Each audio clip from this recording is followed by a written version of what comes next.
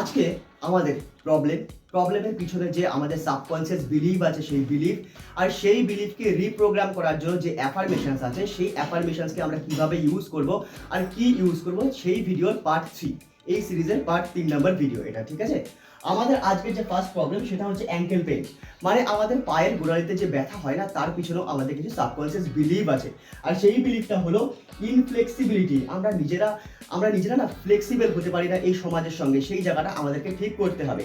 এছাড়াও রয়েছে ইনক্যাপাবল to receive pleasure, মানে যখন আমরা খুশি হই, আনন্দ পাই, তখন না সেই জায়গাটা আমাদের অবাক লাগে যে আমরা কি করে আনন্দ পেতে পারি। এরকম অনেক সাবকনসিয়াস বিলিভ আমাদের মধ্যে রয়েছে আর সেটাকে আমরা রিপ্রোগ্রাম করতে পারি এই অ্যাফার্মেশনসের সাথে। আর সেই অ্যাফার্মেশনটা হলো I accept all pleasure life has to offer. আমি সেই সমস্ত প্লেজারকে অ্যাকসেপ্ট করছি যেটা লাইফ আমাকে দিচ্ছে এখন এই মুহূর্তে। আমাদের পরের প্রবলেম হচ্ছে ফিস্টুলা। এটা আপনারা সবাই শুনে থাকবেন আর অনেক মানুষের মধ্যেই রয়েছে, খুব কমন। এর পিছনে যে বিলিভ রয়েছে সেটা হলো হোল্ডিং পাস্ট গার্বেজ, মানে পাস্টে যত নেগেটিভ আমাদের সঙ্গে ঘটেছে, যেগুলো হয়েছে আমাদের সঙ্গে, সেই সব কিছু আমরা ধরে এখনো বসে আছি। আর সেটাকে রিপ্রোগ্রাম করার জন্য আমরা ইউজ করতে পারি I release my past, I am free and love. আমি আমার পাস্টকে রিলিজ করছি, আমি নিজেকে ভালোবাসি আর আমি একদম ফ্রি, আমি খুশি, আমি আনন্দিত।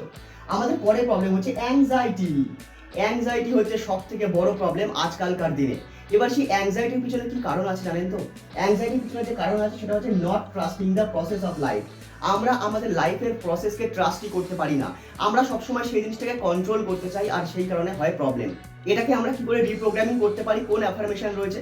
সেই অ্যাফার্মেশনটা হলো I love and approve myself. সর্বপ্রথম নিজেকে ভালোবাসা দিতে হবে, আপনি যেরকম আপনি সেরকম ভাবে নিজেকে অ্যাকসেপ্ট করতে হবে।